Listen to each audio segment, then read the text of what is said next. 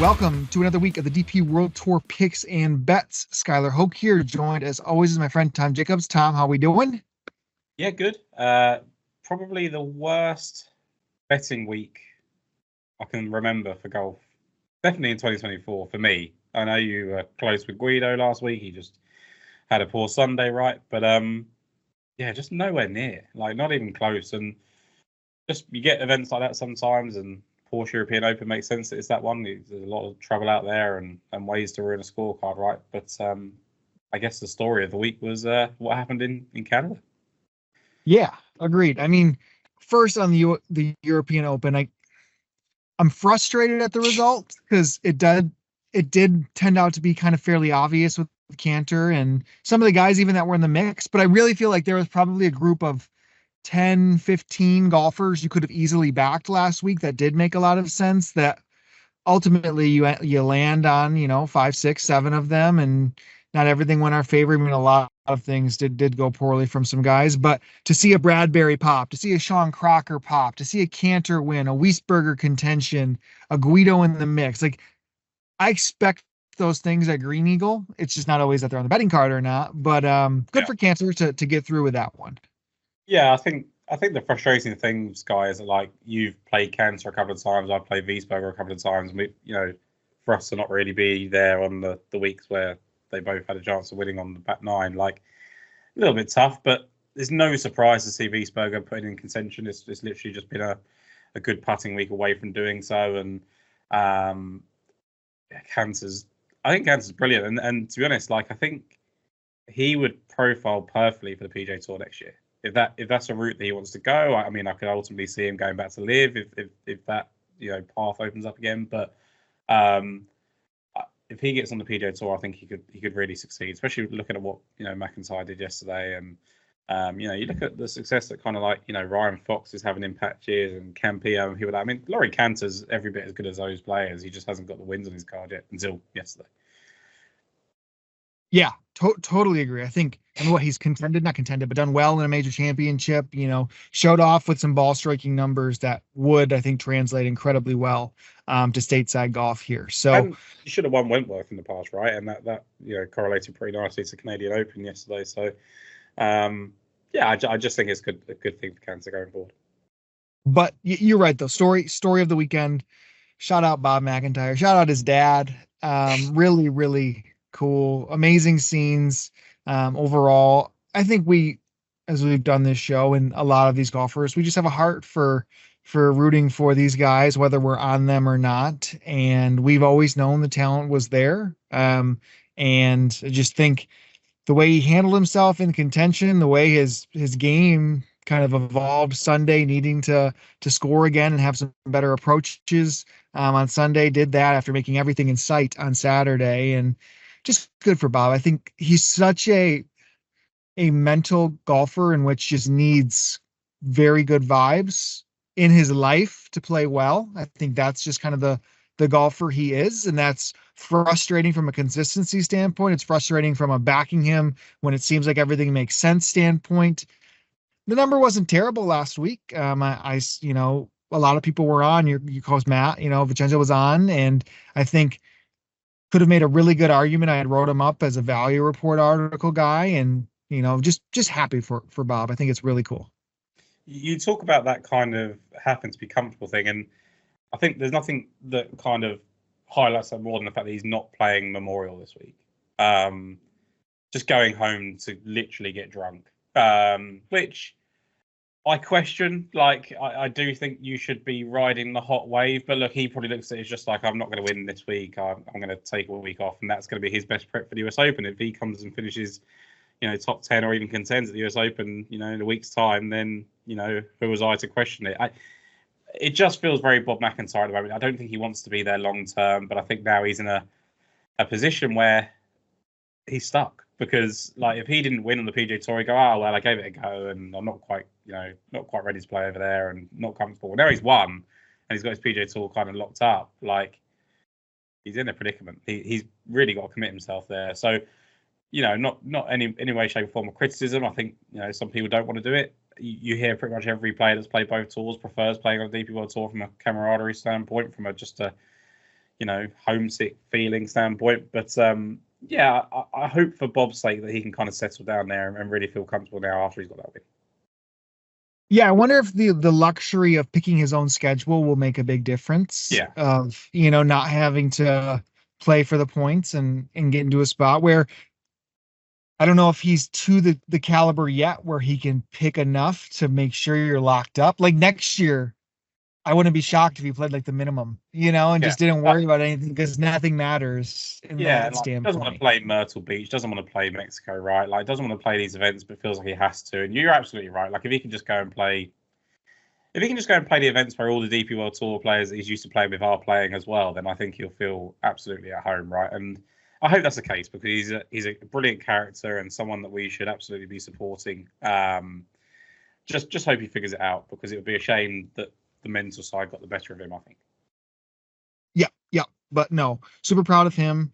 Ready for this week, an interesting lead up into the U.S. Open. So we are having the Scandinavian Mixed event here on the DP World Tour at a new course for us, so a little bit more of a wrinkle than what we've seen accustomed to. So again, this is an event that has half the field from the DP World Tour side, half the field from the Ladies European Tour side. A couple LPGA players come over, a couple PGA Tour players come over. We have seen Lynn Grant absolutely storm the field and win in a year. We've seen a year where the guys just kind of took full command. I think it looks to be as a scorecard has updated for I don't even, what is it, the Vasatorps Golf Club in Sweden here, but it looks like it's about 1,000-yard difference, maybe a little bit over between the ladies and the guys this week. Do you have an overall take on how you're approaching it from the two different angles? Yeah, I think I saw it like it was a smaller gap this time around than before, and I think that'll be important. Like we obviously saw Lynn Grant completely destroy the field in 2022, and I don't think that was just because there was a big gap between the yardages. Like I think she just played incredibly well. If you look at the fact that she was the only female golfer to finish inside, I think the top sort of 10 that year, like it just shows that she was playing absolutely brilliantly. She was in good form. I am just going to go with people that I think have adjusted to this event well in the past, enjoy playing in Sweden, and just a little bit of guesswork, really, because I don't know an awful lot about the golf course. I'm not going to sit here and pretend that I do. And I think it's just going to be go out there, make a ton of birdies. And if you, what's the word I'm looking for?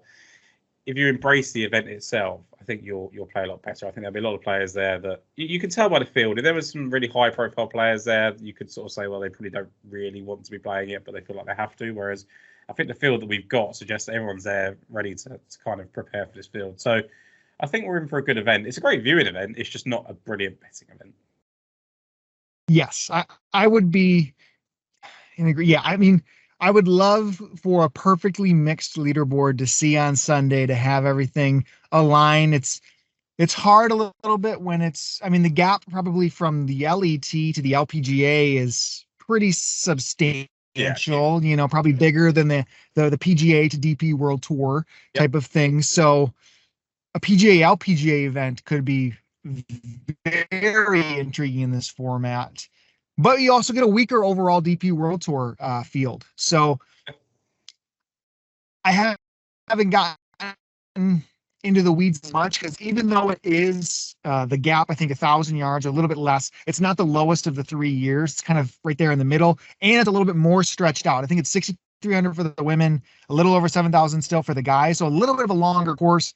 I just feel like it plays more in favor to the guys we know a lot about and play into. And that kind of goes right into the betting card, and it's illustrated with the odds, right? Rasmus Højgaard 14, Soderberg 18s, Otegwe 25, the lowest female on the board, Lynn Grant 35-1, Sagstrom's 40. And outside of that, Bronte Law is the next one at 60. So any thoughts overall on the top of the board? Højgaard's got to come off the top of the board at some point, isn't he? Just, not lived up to what we've expected from him this season. Like, I thought this was going to be a breakout year for him. He'd go and follow his brother onto the PGA Tour and it would all work out pretty simply. He opens with an 80 last week. as one of the favourites, and just don't see anything to make him a 14-1 shot anymore. Like I mean, what's his best finish in the last sort of 15 weeks? He's like 29th in Singapore, and then a Saturday 76 to ruin that. So yeah, I mean, I would have made Soderberg favourite considering the form. But yeah, I'm going further down into 25-1 based on the fact that I just don't think you need to be an absolute favourite to win this event. Right. I mean, I think the tailor-made conversation comes to your first selection, one that I'm very open to, likely to land on. But what would your guess be? I mean, I wouldn't have predicted Monday morning we're sitting here with an Alexander Bjork 30-1 available. No, I don't. Right. I mean, that feels wrong with the season he's had. Yeah, the thing is that he's played okay. The results don't look great on the PJ Tour, right? And that's because he's not a PJ Tour player, Alexander Bjork. He's not great off the tee. He's never going to do brilliantly in America. He's a perfect example. Not like McIntyre doesn't want to play in America. He's just simply not got the skill set. So I'm really intrigued to see how he does when he comes back to this event. Talking to someone that embraces the event, he's played it every single year. He's finished 7th and 9th in 2 of those 3 starts, missed a cut in one of them. So I think Alexander Bjork at 30-1 is incredibly generous. I mean, it's that way because he hasn't had pretty much a good finish all year. I think you've got to go back to maybe the Amex for the last time he played well, and a lot of it's been putting, but you've got to consider where they're playing. So the standout, and I think when we did our post PGA Championship show, we were frustrated that Bjork wasn't teeing it up in the Colonial, right? Because of his overperformance at the PGA Championship. T39 there just felt like way out of the ballpark for what he normally does, with a 67 on Friday, a 68 on Sunday. PGA Tour has not really taken kindly to his year, but the caliber of what we look at when he tees up, I think it just makes. What would Soderberg be doing on the PGA Tour? Probably something similar. Would you agree? I would say that Soderberg's probably better equipped, but yeah, I don't think the results would be dramatically different, right? Like his 33rd in Valero, made the cut of the Honda, 11th for the Amex. Like there are some decent results in there. And the 39th, obviously, Valhalla was huge considering the golf course. So yeah, I think it's absolutely fine. Like I think if this was Campillo or whatever coming back, he'd be 20-1, right? And I know he's been playing a little bit better, but you've got to consider he's playing at home. He's got huge motivation to play well, and it's going to be the first time he's played a golf course that suits him this year. So he's going to relish the opportunity. So you say that about Campillo though. Campillo is in the field this week, and he's right. 35. He's 35-1. Yeah. Do you think that's just as appealing as Bjork, or what are your thoughts? Yep. I don't know. It's a good question. Because I could easily land there too. You know, he's played it once though, right, and missed the cut. So I don't think he's quite embraced it in the same way. He hasn't played very well in Sweden in the past. So there you go. The fact that I didn't even realize he was playing is the fact that how I feel about him. I think Bjork is the much better pick for the 30s. Yeah, I think I'm going to land on Bjork as well. I'm cool with him at 30. That feels. I think you could absolutely play both right off the jump and be okay with it. I think Johannes Veerman coming off leading strokes gained approach last week could be another intriguing one. At the front of the mill, Vincent Norman has came over 45s, which is another one that you kind of get in this field in the mix. You feel like he is a better golfer than a lot of those guys around there, but the results on the PGA Tour haven't been encouraging much, I would say, as of late. Now we're in alignment though. Next selection, 55s. When we discussed last week, and I said this would be the quintessential week where Dan Bradbury should show up at Green Eagle, right? All that matters is you just hit approaches really, really well. You hit your driver well. And what did he do? He did just that, right? I was sitting there almost messaging you Saturday morning, like the week of what ifs, Norgard Møller, who I didn't want to skip over. We're going to go back to him there. But also Dan Bradbury just really showing up overall at just a course that makes so much sense. So from two golfers in that kind of the mix, Bradbury for me, I'm willing to keep betting that the ceiling's in there for him, and we finally got a little bit of life out of that, and the ball striking could carry over at what probably is an easier track to just ball strike and hope you get 8-footers all day long and make more than you miss. So 55s for him is a lot, but I had missing out on Norgard Møller for you there too at the top. So you want to play your reasoning for both of those two? Yeah, let me just follow on straight from Bradbury. So the fact that he just finished second in the field last week in approach was huge, and that's the second time in 3 starts now that he's ranked in that area for strokes gained approach. So the fact he's hitting his irons well again suggests that we should just be following him, and it's as simple as that. So whilst I think that comes to the fore in probably more demanding tests and a way for him to separate himself, I do think this is a type of opportunity where he can set up plenty of birdies. So I do like Dan Bradbury with you there at 55-1. But Norgard Møller, when we get an event like this and we're not sure about the golf course, we're not sure the motivations, anything like that in Scandinavian Mixed, I think you just need to pin your hopes on someone that's playing the best golf. And ultimately, that's Norgard Møller over the last 2 weeks, right? So even when you go back to the China Open, he was 11th after 2 rounds, finished 35th there.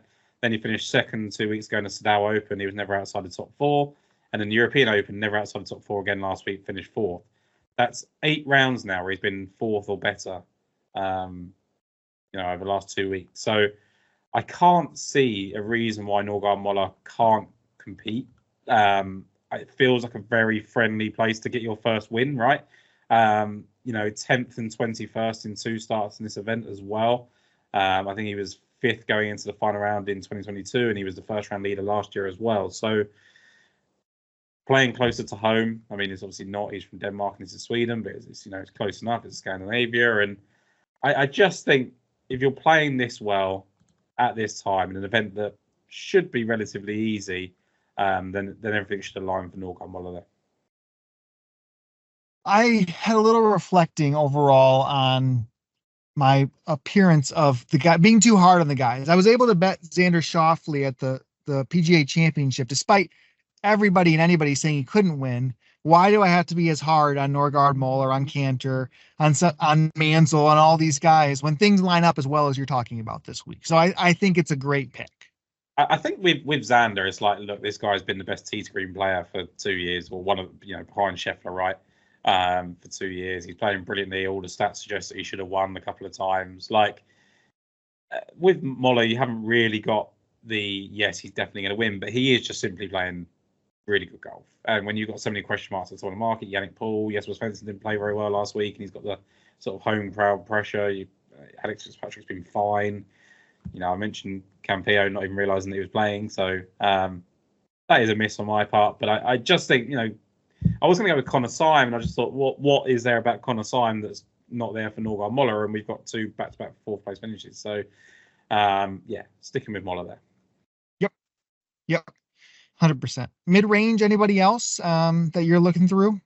So the first lady that I'm going to pick, and this is shout out to Brad, who obviously I did a podcast with him, Lost of Words, and we all read his stuff, right?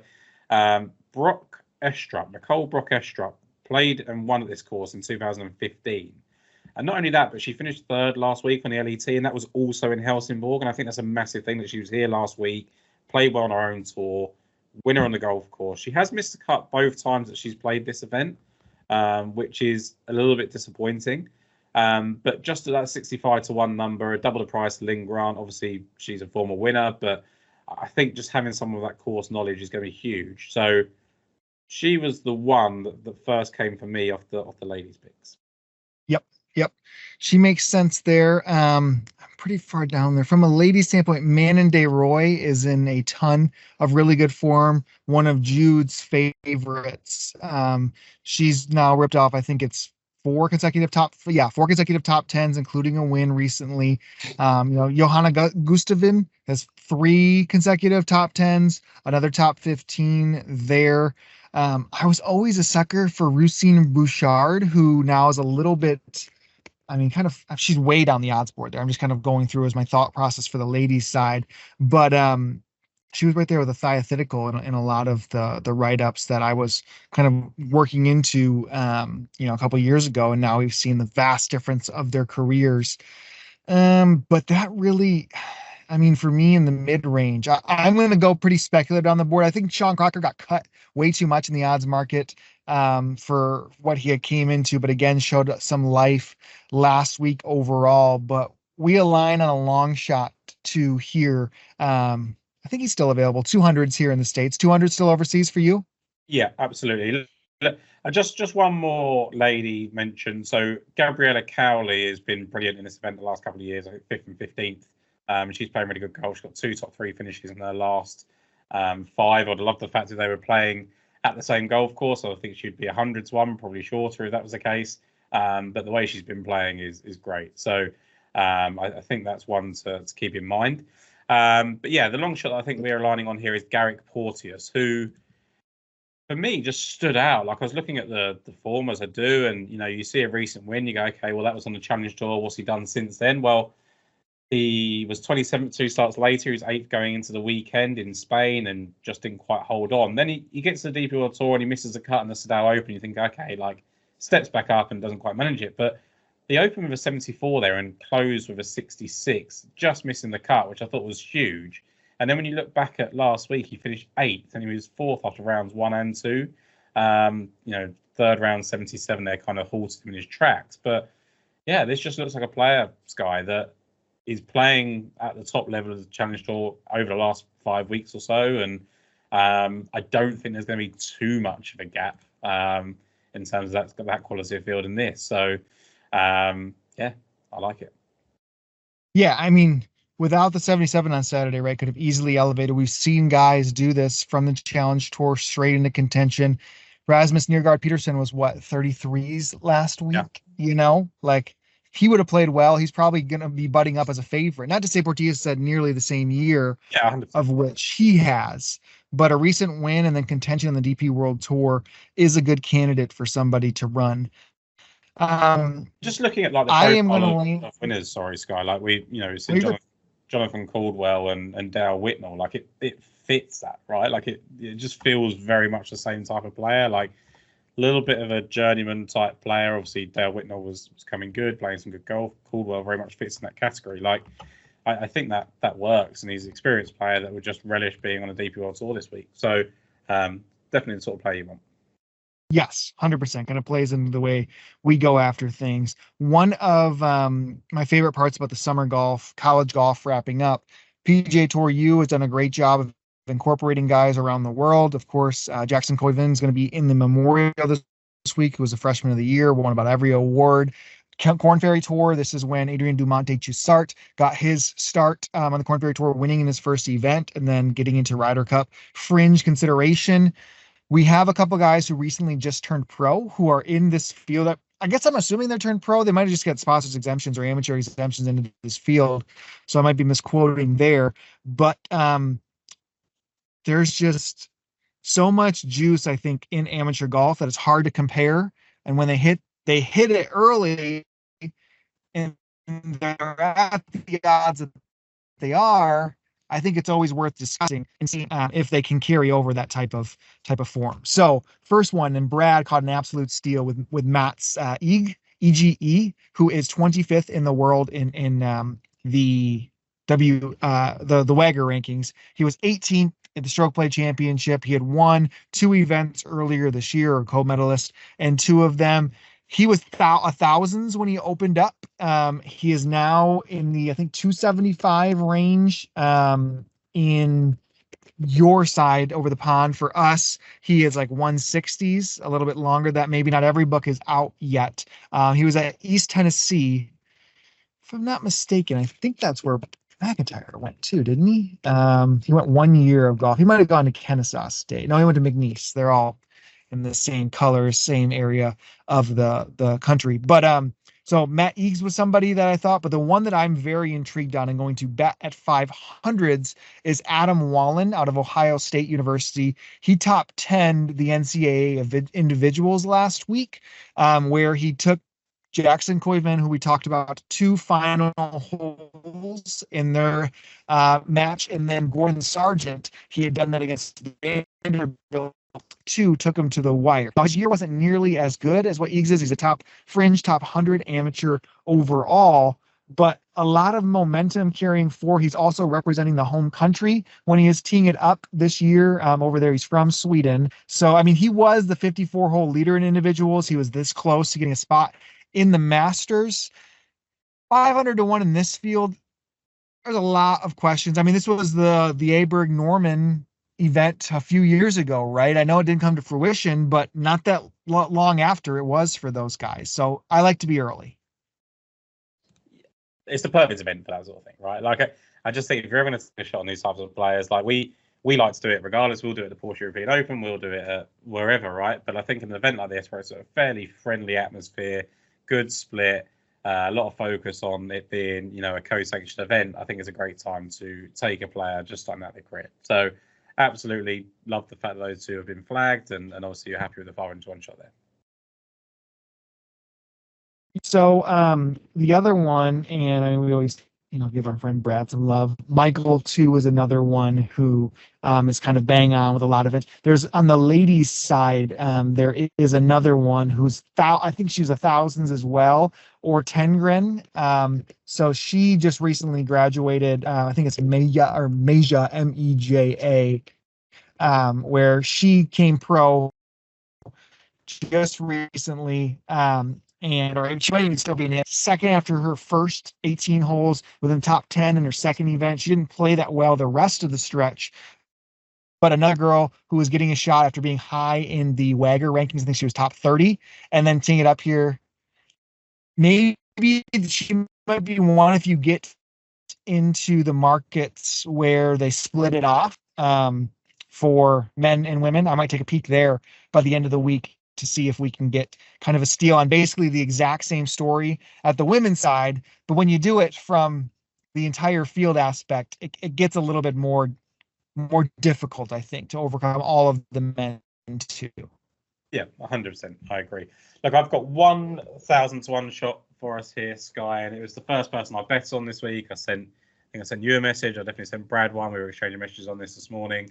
And it's Daniel Gavins. Now, we haven't seen Daniel Gavins. I think we saw him for one event in 2024.